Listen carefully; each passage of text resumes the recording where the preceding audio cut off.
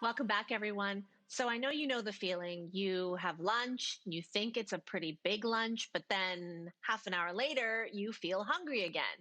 Now, there are many factors for this, so we wanted to kind of figure out what is going to keep us nourished throughout the day. And to do that, we're bringing in a dietitian to talk to us about this. Michelle Jaelin, welcome to The Social. How are you? Thank you. Thank you for having me. Michelle, so good to have you with us. Listen, we're all stuck at home. Many of us are. And so the fridge is a step away, or maybe a pantry is a step away. And so our normal eating routines and habits, for a lot of us, they've just kind of gone out the window. What is behind this? Break it down for us. Yes, so there's many factors that are contributing to, how we're eating. We're so close to the refrigerator. A lot of it has to do with the fact that we are kind of in a grief period. And I often have to remind people that to be kind and to be gentle to themselves. Although, you know what, there are some things that you can do that can help with your food choices to help you feel full longer. And these are from now until we go back into a normal routine. Okay, so Michelle, I often have eggs for breakfast, and sometimes it's like a hard boiled egg or two. And I find that even that just one egg fills me up right away. But then an hour later, I'm starving. So is there a checklist that we should have on us to make sure that we are, involving certain types of food to keep us like full longer? Yes, so Lainey, eggs are great because eggs are very high in protein, and we like the protein because protein suppresses our ghrelin hormone, right? That's the hormone that tells us we're hungry. But what I think is missing is that we also need a balance of carbs and healthy fats with that. So if you're having eggs, a great way to increase the balance of it is to have, let's say, some whole grain toast or some fruit to add fiber and healthy carbs, as well as some healthy fats. So maybe we'll consider adding some avocado to that to make it more complete, and that'll keep you full longer. Okay, here's the big question, at least for me and maybe a lot of other people. It has been seemingly a war on carbs on and off for a very long time. And yet you do say that carbs do belong in a balanced diet, but there are better choices than others. So please clarify for us once and for all. So when you're talking about carbs, so you're talking about carbohydrates, most of them do come in the form of, say, white flour. And that would be things like your white breads, pastries, that sort of thing. Now, it's important to note in Canada, our white flour is actually fortified with B vitamins and iron to prevent nutrition deficiency. However, they are stripped of their fiber in the processing, and the fiber is what keeps us full longer. So this is why it's important too. If we are having carbs, we want to balance it with protein and healthy fats, but we also want to choose whole grains more often. So things like whole wheat products, quinoa, brown rice, those are all really great healthy carbs that we can have. And those will keep us full longer and give us more fiber to keep us full and for a longer period of time. Some of us might not even know if the meals that we're having are nourishing and sustainable enough to sort of keep us going until the next meal. So, is there a benchmark period of time that should be passing between when we eat? So if you eat and you find less than an hour later you are hungry, that means two things. Either you did not eat enough, or that meal didn't have enough of a good balance of your healthy fats and your carbs and protein in order to keep you full longer. So a good meal or snack should last you about 3 hours or longer. Next, I want to move to what you call the hunger scale, because some people might wait for their tummy to growl or start grumbling before they're like, oh, I guess I'm hungry. I should probably eat something. But this hunger scale, what does that actually mean? How do we use this? So, whenever I teach nutrition workshops, I like to talk about the hunger scale to get people to be more in line with their own internal hunger cues. Because in this day and age, people aren't really aware of when they're hungry or when they're full. So, this is the hunger scale, and it's ranged from starving, so the orange zone, until like the other orange zone. So, you're ravenous and you're stuffed.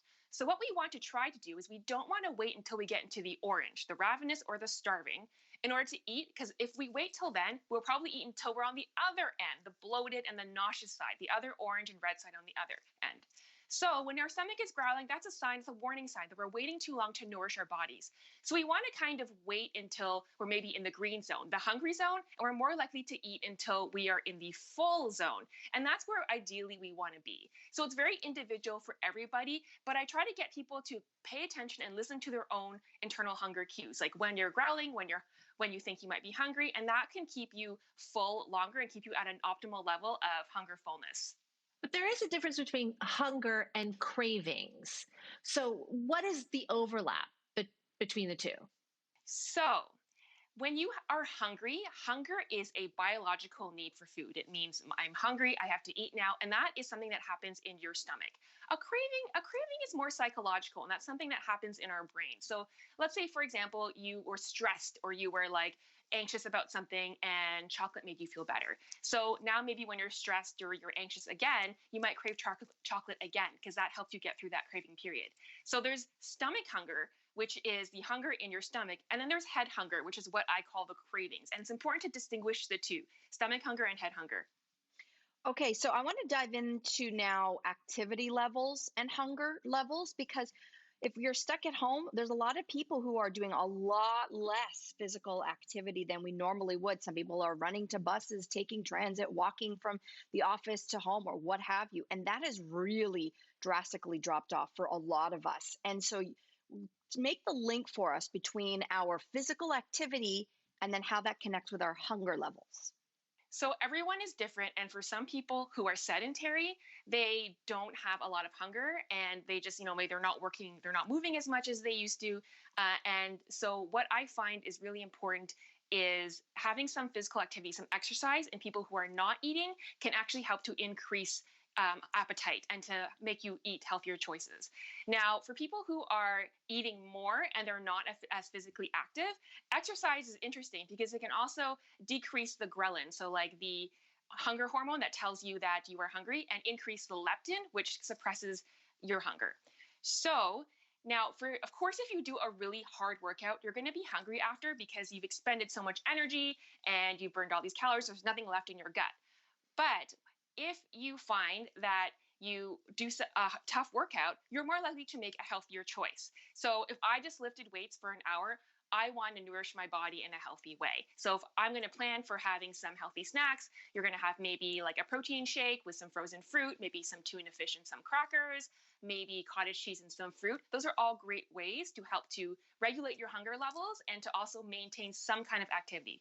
The other important thing I tell people is that we want to be compassionate to ourselves. Be kind to your body. You're not going to the gym as much. You're not as active. You do a workout online. That's good enough. Be kind to yourself and be compassionate with your body. Now, Michelle, we said off the top that there are many factors that contribute to how we feel and how we, process our relationship with food. But so what is the relationship between sleep and hunger? So when we don't get enough sleep, that messes up our hunger hormones. Now, one of the things it can do is it can increase the hunger hormone, the ghrelin, and decrease the leptin hormone, so the one that tells us we are full. So you might find yourself, eating more if you had like less than 5 hours of sleep per night. Now, another thing that can happen is when we don't get enough sleep, it actually messes up with our emotional center of our brain, the amygdala part of the brain.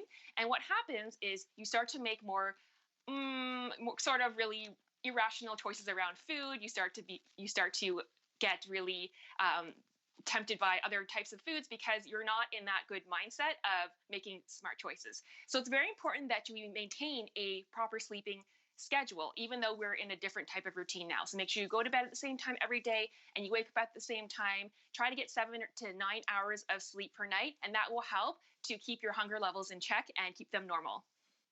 I've heard this one thing before, and I'd love for you to straighten it out to see if it's true or not, that some people might mistake dehydration for hunger, that you don't realize that maybe you're not drinking as much water as usual, but then you find yourself a lot hungrier than usual. Is there a link between your hydration level and then your hunger pangs?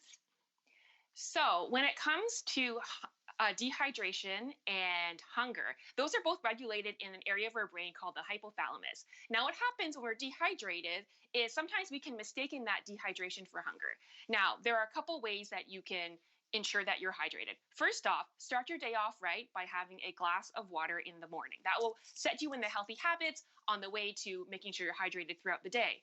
Another way you can tell is if you think that you're hungry, have a glass of water. If 30 minutes later you're no longer hungry, then you were just thirsty.